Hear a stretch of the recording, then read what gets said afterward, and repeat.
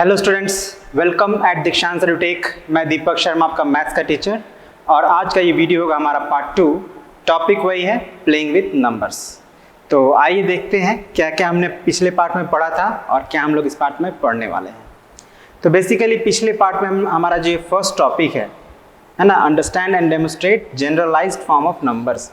Numbers के general form है ना, अगर कोई 2 डिजिट नंबर है, 3 डिजिट नंबर है, तो उसका एक जनरल फॉर्म क्या होगा इसको हमने जाना था। और साथ ही साथ हमने कुछ गेम्स भी किया था विथ नंबर्स, ठीक है। ओके, तो आज की इस वीडियो में बेसिकली हम लोग क्या करेंगे कि जो हमने पिछले पार्ट में जो सीखा था उससे रिलेटेड कुछ न्यूमेरिकल्स करेंगे, ठीक है ना। आई थिंक कुछ न्यूमेरिकल्स भी हमने किया था। ओ यस, एक क्वेश्चन उसमें बचा हुआ था, उसको हम लोग करेंगे।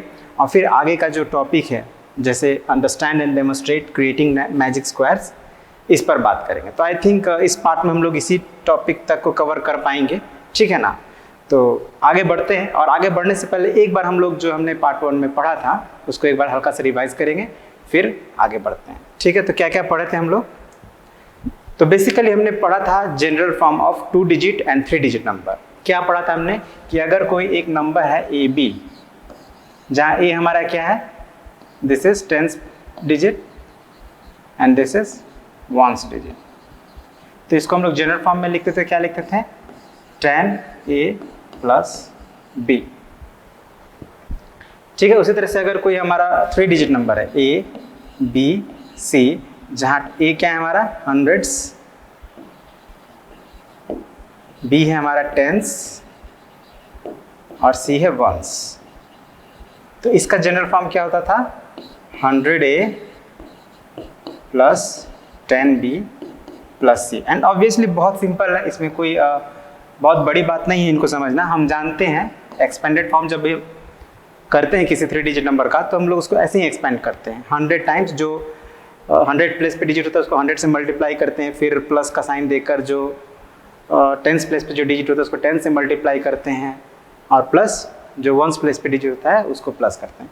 तो ये हम लोग ऑलरेडी जानते हैं, हमने किया है, कई बार हमने एक्सपेंडेड फॉर्म बनाए हैं। तो बेसिकली वही है, बस यहाँ पे एक जनरल फॉर्म कर दिया गया है। मतलब अगर कोई भी 3 डिजिट नंबर हो तो ए बी सी का वैल्यू बस चेक करना है और उसको इस फॉर्म पे एक्सपेंड कर देना है, ठीक है। तो ये कोई बड़ी बात नहीं है। अब सेकंड में हमने क्या जाना था कि अगर कोई एक 2 डिजिट नंबर है, उसको जब हम लोग उसके रिवर्स डिजिट्स को रिवर्स करने से जो नंबर मिलता है और उसको जब हम लोग जोड़ते हैं तो उसका एक जनरल फॉर्म मिला था हमें, या ये कही कि एक फॉर्मूला उसका हमने डिराइव किया था। तो उस पर भी थोड़ा सा बात कर लेते हैं। वो क्या था कि अगर कोई एक 2 डिजिट नंबर ए बी है और इसका रिवर्स करने से जो नंबर मिलता है जैसे कि बी ए, तो इसके लिए हमें क्या मिला था? 11 टाइम्स a + b।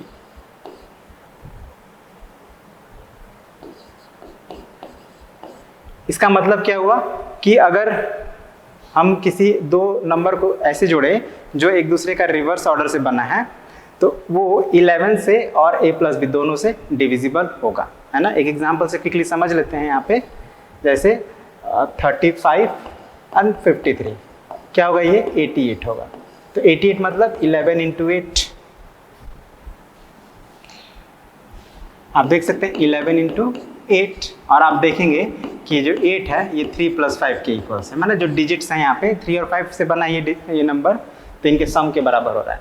इसका मतलब क्या समझे कि इसको जब आप 11 से डिवाइड करिएगा तो ये क्या आएगा? 5 + 3 8 आएगा, और जब इसको 8 से डिवाइड करिएगा तो क्या आएगा? 11 आएगा। इस पर भी हम लोग चर्चा किए थे, ठीक है। सेकेंड, अगर इनका डिफरेंस निकाले तो डिफरेंस में 2 कंडीशन होता है, या तो ए बड़ा होगा बी से या बी बड़ा होगा ए से, है ना। तो अगर ए बड़ा है बी से तो ए बी - बी ए = होगा 9 × a - b, ठीक है। सिमिलरली आप कोई 2 डिजिट नंबर ले सकते हैं, इसी को ले लीजिए। अब यहाँ पे a जो है छोटा है तो ये वो कंडीशन सेटिस्फाई नहीं करेगा, लेकिन इसको उल्टा कर दिया, अगर 53 + 35 माइनस, तो यहाँ पे आपका देखिए 9 × a - b मतलब 5 - 3 के = हो जाएगा। आप चेक करके देख लीजिएगा, ठीक है। 53 में जब 35 माइनस करेंगे तो 18 ही आएगा, ओके। तो ये एक अब इसमें सेकंड कंडीशन क्या था? अगर b बड़ा हो a से तो अगर b बड़ा है a से तो हम लोग पहले बी ए लिखेंगे, उसके बाद ए बी लिखेंगे। तो इस सिचुएशन में क्या हो जाएगा, 9 इंटू बी माइनस ए। तो कोई नई बात नहीं, एक ही बात है, यहाँ ए के प्लेस पे बी आ गया और बी के प्लेस पे ए आ गया। उसके बाद क्या था, हम लोग 3 डिजिट नंबर्स के लिए एक छोटा सा गेम्स ट्राई किए थे। वो क्या है उसको देख लेते हैं, 3 डिजिट नंबर वाला गेम। तो 3 डिजिट में हमें ध्यान देना था कि अगर कोई 3 डिजिट नंबर है और उसको उसके साइक्लिक ऑर्डर में अगर 2 और नंबर ऑब्टेन करते हैं तो उन तीनों नंबर का सम क्या होता था। जैसे देख लेते हैं, पहले साइक्लिक ऑर्डर को समझते हैं। जैसे ABC एक 3 डिजिट नंबर है, अब इसका साइक्लिक ऑर्डर चेंज करते हुए अगर नेक्स्ट नंबर लिखेंगे तो क्या लिखेंगे, BCA, है ना, 1 2 3, फिर 2 3 1, B के बाद C है। तो अब C के बाद कौन सा नंबर है, कोई नंबर नहीं है, तो मतलब घूम के आइएगा तो A पर आएगा, तो BCA हो गया। अब C से चलेंगे तो C पहले होगा और उसके बाद क्या घूम के आएगा तो A होगा और फिर B होगा। तो इसको कहते हैं साइक्लिक ऑर्डर। और ये किसके बराबर था, ABC plus BCA plus CAB का एक जनरल फार्मूला क्या निकला था, 111 into A plus B plus C। ठीक है, यही हम लोग पढ़े थे, या इसको हम लोग ऐसे भी लिखे थे, 3 times 37 times A plus B plus C। ठीक है,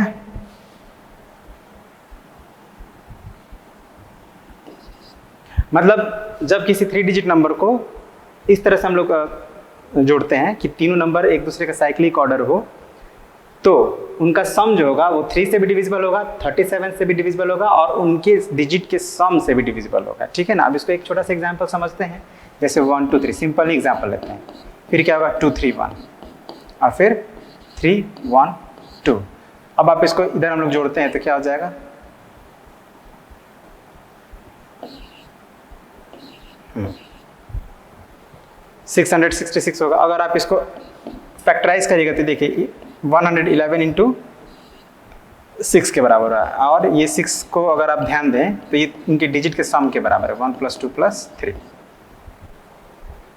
ठीक है, तो ये आपका मेन फॉर्मूला है। अब 3 इंटू 37 कहाँ से आया, तो आप 3 इंटू 37 करके देखिए, ये 111 के बराबर आ जाता है। तो बेसिकली हम लोग 111 को जब फैक्टराइज किए तो ये 3 इंटू 37 है, और इससे हमें पता चल रहा है कि ये जो नंबर है 3 से भी डिविजिबल होगा, 37 से भी डिविजिबल होगा और उनके डिजिट के सम से भी डिविजिबल होगा।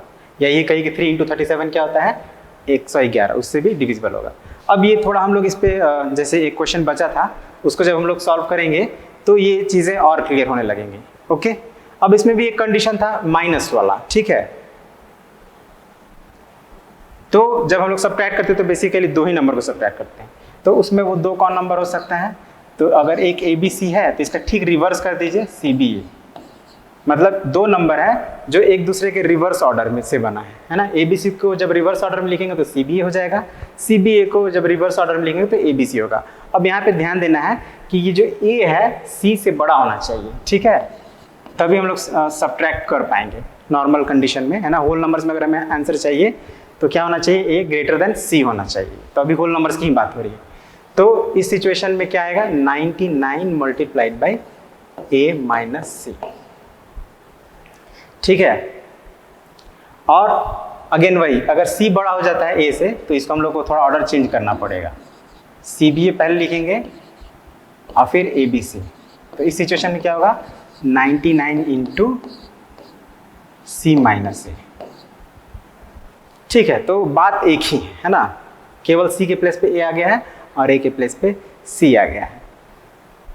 अब इसको हम लोग न्यूमेरिकल करते हैं और ताकि और अच्छे से क्लियर हो जाए।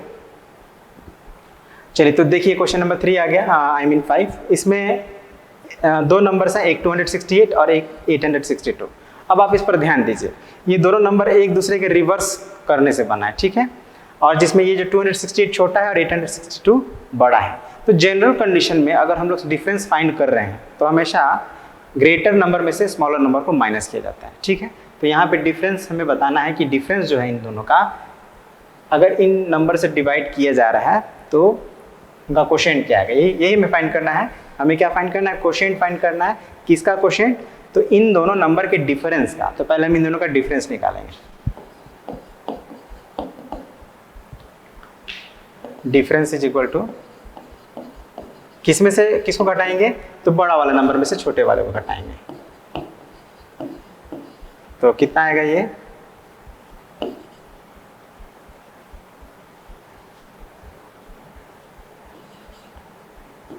594। चेक कर लेते हैं।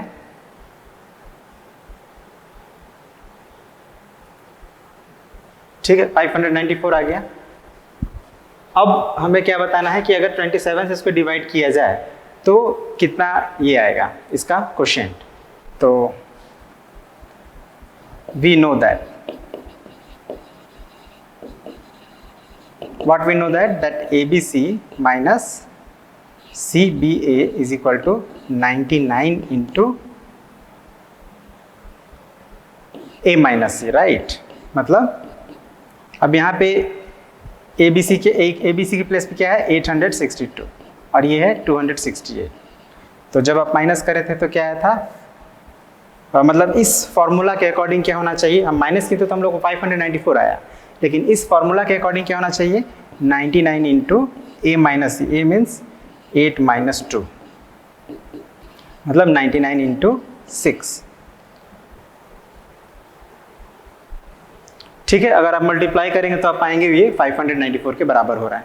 अब ये किससे हम लोग डिवाइड कर रहे हैं फर्स्ट नंबर में, तो नेक्स्ट यहाँ पे ध्यान दीजिएगा, नंबर 1 में हम लोग किससे डिवाइड कर रहे हैं 27 से, है ना। मतलब ये जो हमारा डिफरेंस आ रहा है 99 इंटू 6, इसको 27 से डिवाइड कर रहे हैं। तो करिए 99 इंटू 6 को डिवाइड करिए 27 से, तो आप पाएंगे ये 9 से 11 टाइम्स में कट जाएगा और ये 3 टाइम्स में, और ये 3 से 2 टाइम्स में, मतलब क्या आ गया 22। क्वोशिएंट क्या आया 22 जब हमने 27 से उसको डिवाइड किया। सेकेंड क्या है 66 से डिवाइड करना है, मतलब 99 इंटू 6 बाई 66। अब ये 6 से 11 टाइम्स में, ये 11 से 9 टाइम्स में, 9। अब हम लोग डायरेक्ट भी कर सकते थे, बट डायरेक्ट मेथड में क्या होता है थोड़ा लेंदी हो जाता है, लेकिन जब हमने इस फॉर्मूले का यूज़ किया तो क्विकली हमें हमारा आंसर मिल रहा है। ठीक है ना। वैसे चाहे तो आप याद भी कर सकते हैं, उसके लिए एक अलग टेबल बनाना पड़ेगा हम लोग को कि किससे किससे डिवाइड करने पर क्या क्या आएगा, बट इट्स ओके, आप ऐसे भी कर सकते हैं क्विकली। अब 3 से डिवाइड करना है, तो 99 इंटू 6 बाई 3, तो 3 2 जा, अब 99 में 2 से मल्टीप्लाई करेंगे तो क्या हो जाएगा 198। ठीक है, इसी तरह से 4th नंबर का आप देख लेंगे, 9 6 54 आई थिंक आएगा क्वोशिएंट। समझ गए ना। तो जब आपको ये फॉर्म पता है, ये फॉर्मूला पता है, तो आप क्विकली क्वोशिएंट फाइंड कर पा रहे हैं। ठीक है ना। तो बस यही था। अब हम लोग क्या करेंगे, अब आगे बढ़ेंगे, और आगे का टॉपिक क्या है हमारा पजल्स है, जिसमें हम लोग को मैजिक स्क्वायर और replacement of alphabets by digits से जो कुछ पजल्स हैं, जिसमें हम लोग डिजिट्स को रिप्लेस करेंगे अल्फ़ाबेट से, है ना, और फिर उन अल्फ़ाबेट्स को रिप्लेस करके हम लोग प्रॉपर डिजिट्स फाइंड करेंगे। अभी क्या होता है थोड़ा इस पर चर्चा कर लेते हैं, बेसिकली है क्या। तो जैसे आपको पता है 4 5 1 में अगर हम लोग को 2 3 2 ऐड करना हो तो हम लोग क्लियरली ऐड करके बता सकते हैं 1 + 2 3, 5 + 3 8 एंड 4 + 2 6, इस तरह से आएगा। लेकिन सपोज कीजिए किसी एक प्रॉपर कोई एक डिजिट है जिसका वैल्यू आपको नहीं पता है ना, एक एकदम सिंपल सा हम लोग पजल कर रहे हैं 4 9 2 + 1 3, यहाँ पे हमको डिजिट नहीं पता है क्या है, यहाँ पे एक डिजिट है, सपोज कीजिए कहीं से आप नोट कर रहे हैं लेकिन वो डिजिट क्लियर नहीं है, तो आप क्या करते हैं उसके प्लेस पे अपने से कोई एक अल्फ़ाबेट नोट कर लेते हैं और आपको उसका आंसर दिख रहा है 5 दिख रहा है। ये आंसर आपको क्लियर है, ये नंबर आपको क्लियर है। सेकंड जो नंबर है हमारा उसमें एक डिजिट आपको क्लियर नहीं है, तो आपने उसके प्लेस पे ए लिख दिया। अब आपको पता करना है कि आखिर ये ए पे क्या होना चाहिए, कौन सा डिजिट होगा वहाँ पे। तो आप क्लियरली इसको जब ऑब्जर्व करेंगे तो आप पाएंगे कि 2 में कितना हम ऐड करेंगे तो 5 आएगा, ऑब्वियसली 3 ऐड करने से 5 आएगा। तो इसका मतलब है कि ए के प्लेस पे क्या होना चाहिए था 3 होना चाहिए था। ऐसा करने से हमारा क्या हो रहा है सेटिस्फाई कर रहा है, आंसर को ये सेटिस्फाई कर रहा है। चेक करके देख लीजिए 2 + 3 5, 9 + 3 12, कैरी 1, 1 + 4 5 एंड 1 6। तो यही है बेसिकली एक छोटा एकदम मैंने सिंपलेस्ट पजल बताया आपको। कुछ ऐसे भी पजल्स होंगे जिनमें आपको थोड़ा सा और मेहनत करना पड़ेगा, है ना। अब हम लोग थोड़ा सा एक बात जान लेते हैं कि जब हम लोग इस तरह से कोई पजल इस रूप में होता है तो उसको हम लोग क्रिप्टारिदम्स कहते हैं। क्या कहते हैं देख लीजिए, जब भी पजल आपको इस फॉर्म में हो जहाँ पे आपको डिजिट्स के प्लेस पे अल्फ़ाबेट्स हो और अल्फ़ाबेट्स को रिप्लेस करके आपको डिजिट्स फाइंड करना होता है, तो इस तरह के पजल्स को क्रिप्टारिदम्स कहते हैं। ठीक है ना, digits are replaced by alphabets, digits के प्लेस पे अल्फ़ाबेट्स हैं लेकिन हमें उन अल्फ़ाबेट्स का वैल्यू फाइंड करना होता है। ठीक है, तो ऐसे पजल्स क्या कहलाते हैं, क्रिप्टारिदम्स कहलाते हैं। एक और एग्जांपल लेते हैं। ठीक है, 4 5a + 2b 3/7। ठीक है, इस तरह का है। इसमें हमने दो अल्फ़ाबेट्स मतलब दो डिजिट्स को रिप्लेस किए हैं किसी अल्फ़ाबेट से। अब यहाँ पे हमको ए और बी दोनों का वैल्यू फाइंड करना है। कैसे कर सकते हैं, तो वही अगेन ऑब्जर्व करिए, तो आप क्या पाएंगे, a + 3 7 आ रहा है। तो 7 कब आएगा, यानी कि 3 + a 7 होना चाहिए। तो 3 में हम ऐसा कौन सा नंबर या कौन सा डिजिट ऐड कर सकते हैं कि 7 आ सकता है, तो ऑब्वियसली 4 ऐड करेंगे तो होगा। तो a का वैल्यू यहाँ पे 4 हो गया। अब 4 + 3 7 हो गया। अब अगेन 5 में हमें एक ऐसा डिजिट ऐड करना है कि 2 आ जाए, तो ये पॉसिबल तो नहीं है, 5 ग्रेटर है। तो b अगर 0 भी होगा, मतलब लोएस्ट क्या हो सकता है वैल्यू, लोएस्ट डिजिट 0 हो सकता है। तो अगर b की वैल्यू 0 भी हम रखेंगे तो ये 2 से तो बड़ा ही होगा। तो ऑब्वियसली अब आप ये समझ सकते हैं या एज्यूम कर सकते हैं कि ये 2 कैसे आया होगा। तो जब 12 के कंडीशन में ही हम लोग उसका 1s प्लेस 2 लिखते हैं, या 22 जब आता है तो 2 लिखते हैं, या 32 जब आता है तो 2 लिखते हैं। तो यहाँ पे अब आप थोड़ा अपना कॉमन सेंस यूज़ करेंगे तो 2 तो नहीं होगा, 12 हो सकता है ना, क्योंकि 22 इतना बड़ा नंबर भी नहीं है कि 22 आएगा, है ना। b का वैल्यू क्या हो सकता है, लोएस्ट में 0 हो सकता है और मैक्सिमम में 9 हो सकता है। तो 5 और +9 क्या होगा, 14 होगा, मैक्सिमम 14 हो रहा है। तो 22 32 तो हो नहीं सकता, तो क्या होना चाहिए 12। अब आप कॉमन सेंस से अपना यूज़ करिए कि 5 में कितना ऐड करेंगे तो 12 हो जाएगा। तो ऑब्वियसली 7, यानी b के प्लेस पे क्या होना चाहिए, 7 होना चाहिए। अब आप इसको थोड़ा क्रॉस चेक भी कर लीजिए। 5 + 7 12 के लिए 2 लिखेंगे, कैरी 1 हो जाएगा, 1 + 4 5 एंड 2 7। तो ऑब्वियसली हमारा a = 4 एंड b = 7 इस सिचुएशन को, इस पजल को सेटिस्फाई कर रहा है, वेरीफाई कर रहा है, मतलब ये हमारा करेक्ट आंसर है। तो यही करना है बेसिकली क्रिप्टारिदम में। ठीक है ना। अभी मैंने जो आपको बताया प्लस से रिलेटेड, माइनस भी हो सकता है, यहाँ पे मल्टीप्लिकेशन भी हो सकता है। तो हम लोग क्या करते हैं, कुछ इसको सॉल्व करके चेक करते हैं और अच्छे से। ठीक है ना। तो जैसे ये एक है 7 1a + 3 2b / 10 + 4 1046। हमें a और b का वैल्यू बताना है। तो अगर आप ध्यान दें यहाँ पे, तो a + b = 6 हो रहा है। ठीक है ना। यहाँ पे हम लोग इसका सॉल्यूशन यहाँ पे कर रहे हैं a का। क्लियरली हमें क्या दिख रहा है कि a + b = 6 हो रहा है। ठीक है। अब थोड़ा उसके बगल वाले डिजिट्स पर भी हम ध्यान देना है। 1 + 2 = 4 हो रहा है। ठीक है ना। 1 + 2 = 4। तो क्या 1 + 2 4 हो सकता है, नहीं हो सकता है, 3 होगा। इसका मतलब कहीं ना कहीं यहाँ पे कैरी है, कैरी वैल्यू है 1। ठीक है। कैरी वैल्यू क्या है, यहाँ पे 1 है। ये बात समझ में आएगा कि यहाँ पे कैरी वैल्यू है, यानी कि ये जो कैरी वैल्यू कब आएगा, जब ये 16 होगा तब भी आएगा ऑब्वियसली, है ना। तो मतलब हमें ये बात समझ में आएगी a + b बेसिकली क्या होना चाहिए, 16 होना चाहिए, है ना। a + b क्या होना चाहिए, 16 होना चाहिए। अब किन किन कंडीशंस में, अब बाकी डिजिट्स हमें पता है, तो हमें सिर्फ इसी एक छोटा सा इक्वेशन पे ध्यान देना है। a + b = 16 पर ही ध्यान देना है। अब a और b ऐसा कौन से दो डिजिट है जिनको जोड़ने पर 16 हो सकता है। तो ऑब्वियसली आप 8 + 8 भी कर सकते हैं, लेकिन 8 और प्लस नहीं कर सकते 8 और 8, क्योंकि दोनों का वैल्यू डिफरेंट है, सेम नहीं है। तो 8 और 8 को छोड़कर बाकी क्या हो सकता है, देखते हैं। 7 + 9 हो सकता है, या दूसरा 9 + 7 हो सकता है। इसके अलावा कोई और डिजिट है जिनको जोड़ने पर 16 आ जाए? तो आई थिंक दूसरा कोई नहीं है। आप चेक कर लीजिए। 6 के बाद अगर करेंगे तो 10 आएगा। तो 10 2 डिजिट नंबर नहीं होना चाहिए, सिंगल डिजिट नंबर होना चाहिए। तो हमें यही दो सिचुएशन मिल रहे हैं, मतलब या तो a का वैल्यू 7 या 9 हो सकता है, और b का वैल्यू 9 या 7। मतलब a जब 7 होगा तो b 9, और a जब 9 होगा तो b 7। तो क्लियरली हमें क्या मिला यहाँ पे, इसको ऑब्जर्व करने पर हमें क्या मिला, a is equal to if a is equal to 7, b is equal to 9 और if a is equal to 9, b is equal to 7। ठीक है, तो इस तरह से हमें डिजिट्स के वैल्यू को फाइंड करना है। अब एक और देखिए, यहाँ पे सिंपल सा है, 6 + 8 2। अगेन वही सिचुएशन है, यहाँ पे 6 में कोई भी डिजिट आप ऐड करेंगे तो 2 तो नहीं आएगा, 12 आ सकता है ना। यहाँ पे एक ही सिचुएशन बन रहा है 12, तो आप देखिए 6 में क्या ऐड करेंगे तो 12 आएगा, 6 ही ऑब्वियसली। तो यहाँ क्लियरली हमें समझ में आएगा a का वैल्यू हो गया 6। अब जब यहाँ पे 6 है तो ये भी 6 ही होना चाहिए, क्योंकि ये भी a है, a और a, तो a का वैल्यू यहाँ पे 6 है तो यहाँ पे 6 होना चाहिए।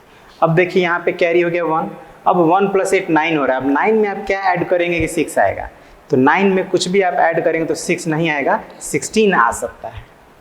तो ऑब्वियसली 16 7 को ऐड करने से आएगा, मतलब b इज इक्वल टू 7 हो रहा है, b इज इक्वल टू 7। अब b का वैल्यू 7 हो गया तो 7 यहाँ पे 16 हो गया, तो 6 यहाँ पे कैरी 1 होगा तो 1 प्लस नथिंग, मतलब कुछ है नहीं, तो c यानी c कितना होना चाहिए, 1 होना चाहिए। तो क्लियरली हमें क्या मिल गया, a is equal to 6, b is equal to 7 and c is equal to 1। तो इसी तरह से और भी होंगे क्रिप्टोरिदम्स आपकी बुक में, आप उनको सॉल्व करेंगे। एक और हम करते हैं जो मल्टीप्लाई से रिलेटेड है ना। अब ये एकदम कंप्लीटली डिफरेंट है, इसको आपको क्या करना पड़ेगा कि आपको वैल्यू पुट करके रखना पड़ेगा सब में। अब क्या क्या नहीं हो सकता है, तो देखिए 1 1 ज़ा 1 होता है, तो यहाँ पे तो अगर a और a से, अब यहाँ पे देखिए a में a से मल्टीप्लाई करेंगे तो b आ रहा है ना, a into a is equal to b, मतलब a और एक ऐसा हमको वैल्यू चाहिए जिसको उसी से मल्टीप्लाई करने पर सेम नंबर होना है, अलग है। तो a 1 नहीं हो सकता, clearly a is not equal to 1। 2 हो सकता है, ट्राई करिए, 2 2 ज़ा 4, तो यहाँ पे 2 रखेंगे, यहाँ पे 2 रखेंगे, 4। यहाँ पे चलिए हम लोग मान लेते हैं कि कहीं 2 इसका वैल्यू है, तब चेक करते हैं इसको। 2 2 ज़ा 4, 2 2 ज़ा 4, बस ये 44 आ गया। और यहाँ पे तो ये 3 डिजिट नंबर है, तो कहने का मतलब कि कोई थोड़ा लार्जर डिजिट होना चाहिए। तो इस तरह से अब थोड़ा सा आप करेंगे, 3 अगर करेंगे 3 2 ज़ा 6 हो रहा है, आई मीन 3 3 ज़ा 9 हो रहा है, और फिर 3 3 ज़ा 9, वो नहीं हो सकता है। 4 4 ज़ा 16, वो भी नहीं हो सकता है, ठीक है। अब 5 नहीं रख सकते हैं ना, a not equal to 5, why, क्योंकि 5 5 ज़ा 25 होता है, तो फिर 5 आ गया, तो वो 5 भी नहीं हो सकता। तो बचा हमारे पास 6 7 8 9, ये 4 डिजिट बचे हैं। तो हम लोग क्या करते हैं, अब 9 से ट्राई करते हैं। अगर a का वैल्यू हम लोग 9 रखेंगे तो ये तीनों प्लेस पे 9 ही रखना पड़ेगा। 9 9 से 81, कैरी 8, 9 9 से 81 एंड प्लस 8 89। अब आप ऑब्जर्व करिए, तो यहाँ पे ये तीनों डिजिट सेम है और बीच वाला डिजिट भी, और यहाँ भी वही है, सेम सिचुएशन। देखिए इसको, इसका सिचुएशन और उसका सिचुएशन दोनों में सेम है ना। यहाँ पे भी शुरू ये मतलब जो हमारा मल्टीप्लायर है उसके दोनों डिजिट भी सेम है, मल्टीप्लिकेंट जो है वो भी a है, और जो प्रोडक्ट आया उसके बीच वाला डिजिट भी सेम है, और सेम कंडीशन यहाँ भी हो रहा है। देखिए 9 9 9 एंड 9, तो यही पे अब इसको ऑब्जर्व करिएगा तो आप पाएंगे क्या clearly, a is equal to 9, b is equal to 1 and c is equal to 8। ठीक है, तो यहीं पे कुछ trial and error method use करना है, अपने तरफ से कोई वैल्यू पुट करना है, अपना कॉमन सेंस यूज करना है, और फिर पजल को सॉल्व करना है। ठीक है, तो अब देखते हैं आगे क्या है। तो b के प्लेस पे हम लोग क्या रख दें, 7, ठीक है, और a के प्लेस पे 4, s का वैल्यू नहीं पता है, e का है 3, अगेन b 7, a 4, l नहीं मालूम, और यहाँ पे s नहीं मालूम, e 3 है, यहाँ m है नहीं मालूम, a 4 है, और यहाँ पे g नहीं मालूम। तो अब हमें क्या करना है, इस क्रिप्टोरिदम को सॉल्व करना है ना, ये जो पजल है इसको सॉल्व करना है। तो आप यहाँ पे ध्यान दीजिए, 3 + l, अब l का मैक्सिमम वैल्यू क्या हो सकता है, 9 हो सकता है। तो अगर 3 में 9 अगर हम लोग प्लस करें तो ये क्या हो जाएगा, 12 होगा, तो 12 के लिए 2 होगा, कैरी ओवर 1 हो जाएगा। ठीक है, अब अगेन तो इसको मैनेज करना बड़ा मुश्किल है क्योंकि हमें पता ही नहीं है इसका वैल्यू एल का वैल्यू क्या है, तो हम अंदाजा ही से कर रहे हैं। तो हम लोग क्या करेंगे, सबसे पहले इस लाइन पर ध्यान देते हैं। और ऑब्वियसली एक बात तो क्लियर है कि यहाँ पे कैरी ओवर हो भी सकता है, नहीं भी हो सकता, दोनों ही सिचुएशन है ना, क्योंकि 3 है यहाँ पे। ठीक है, पहले समझने का प्रयास करते हैं। अभी हम लोग क्या करते हैं, इसी को पहले वर्क करेंगे। इस पर क्यों पहले वर्क करेंगे, क्योंकि यहाँ पे हमको एल और एस, यहाँ भी एस और एल है। अब एस प्लस एल क्या होना चाहिए, ये टेंस प्लेस के डिजिट्स हैं, तो इनको प्लस करेंगे तो 3 होना चाहिए, लेकिन जरूरी नहीं है। अगर यहाँ पे कैरी होता तो ये क्या हो जाता, 13 भी हो सकता है ना। सॉरी, कैरी हो या ना हो उससे कोई मतलब नहीं है। कैरी नहीं भी हो तो एस प्लस एल 13 हो सकता है, या 3 भी हो सकता है। लेकिन अब हमें तो पता नहीं, एस और एल में से किसी का वैल्यू पता नहीं, यहाँ से भी कुछ खास हमको अंदाजा नहीं मिल रहा है। तो हम क्या करते हैं, एस प्लस एल को 13 पहले मान लेते हैं ना, 3 या 13। चलिए 3 पहले मान लेते हैं, सिंपल वाला। तो क्या हो सकता है, एस का वैल्यू 0 और इसका वैल्यू 3 हो सकता है, 1 + 2 हो सकता है, 2 + 1 हो सकता है, 3 + 0 हो सकता है, यही हो सकता है। अब यहाँ पे हमारे पास एल है और यहाँ पे एल का वैल्यू 3, 2, 1 आ रहा है। तो अगर एल का वैल्यू आप 3 रखते हैं तो 3 + 3 6 हो जाएगा। तो यहाँ पे एस का वैल्यू क्या होना चाहिए, 6, जो कि पॉसिबल ही नहीं है। तो यानी एल का वैल्यू 3 नहीं हो सकता, ठीक है ना। एस का वैल्यू हमको ये इस सिचुएशन के अकॉर्डिंग यही 4 मिल सकते हैं, तो 6 पॉसिबल नहीं है। उसी तरह से अगर आप 2 रखते हैं, 3 + 2 5, तो एस का वैल्यू 5 भी पॉसिबल नहीं है। 1 रखते हैं तो 3 + 1 4, एस का वैल्यू 4 भी पॉसिबल नहीं है। माने इस सिचुएशन में पॉसिबल नहीं लग रहा है। तो हम लोग अब क्या मान लेते हैं कि एस 13 मान लेते हैं इसको, ठीक है। अब इसको हम लोग 3 नहीं 13 मान के बनाते हैं। तो 13 कब कब हो सकता है, तो अब देखिए यहाँ पे ध्यान रखना है कि एल का वैल्यू क्या हो सकता है, 0 1 मतलब कुछ नहीं। चलिए ठीक है, पहले देखते हैं 13 किस किस सिचुएशन में हो सकता है। तो 9 + 4 के कंडीशन में हो सकता है, 13 हो सकता है ना। यानी 4 का वैल्यू अगर हम लोग 4 का वैल्यू एल का वैल्यू अगर 4 रखते हैं तो 3 + 4 7 हो जाएगा, और ये तो 9 है ना। तो ये कंडीशन नॉट सेटिस्फाइड। चलिए तो अब कुछ कम करते हैं, 9 का वैल्यू से कम करेंगे तो 8 होगा, और ये क्या हो जाएगा 5। अब यहाँ पे एल है हमारे पास, एल का वैल्यू अगर 5 रखते हैं तो 3 + 5 8 हो जाएगा, जो कि ये पॉसिबल लग रहा है, ठीक है ना। ये वाला पॉसिबल लग रहा है, मतलब s = 8 और l = 5, ये एक हमको पॉसिबल वैल्यू लग रहा है। अब क्या करते हैं, l की जगह पे हम लोग इसको 5 रखते हैं और यहाँ पे 8, और अब हम लोग इसको सॉल्व करके देखते हैं क्या हो रहा है। तो 3 + 5 8, ठीक है। अब यहाँ पे भी ये भी 8 होना चाहिए और ये 5 होना चाहिए। तो 8 + 5 13, यस 13 के लिए 3 आ गया।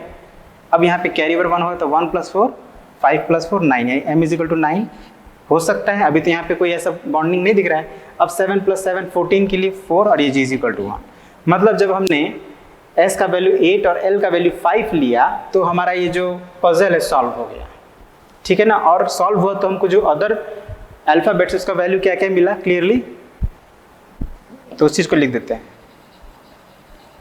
Observing this we find that l = 5, s = 8, m = 9 and g = 1, ठीक है। तो ये कुछ कॉमन सेंस हमें यूज़ करके ही इस ऐसे क्रिप्टोरिज्म्स को सॉल्व कर सकते हैं। अगर हम लोग यहाँ से ट्राई करते तो बहुत डिफ़िकल्ट हो जाता। तो हमने यहाँ पे ट्राई किया तो हमने आसानी से सभी वैल्यूज़ को फाइंड कर लिया, ठीक है। तो आई होप आपको समझ में आया होगा। तो इसी के साथ आज के इस पार्ट को रहने देते हैं, देखते हैं और आगे क्या है। ओके, तो बेसिकली आगे जो है मैजिक स्क्वायर है, क्रिएटिंग मैजिक स्क्वायर्स, ठीक है। तो बेसिकली हमने क्या सीखा आज के इस वीडियो में, क्रिप्टोरिज्म्स के बारे में सीखा, जो कि हमारा गेम्स विद नंबर्स है, इसी का पार्ट था, है ना। अब हम लोग नेक्स्ट पार्ट में मैजिक स्क्वायर्स को सीखेंगे और इससे रिलेटेड कुछ क्वेश्चन भी करेंगे, और फिर हम लोग अगेन वही समय मिला तो कुछ डिविजिबिलिटी टेस्ट को भी क्लियर कर लेंगे, ठीक है। तो आज की इस वीडियो में इतना ही रहने देते हैं। आई होप आपको समझ में आया होगा। तो मिलते हैं अगले पार्ट में जो बचे हुए टॉपिक उनके साथ, तब तक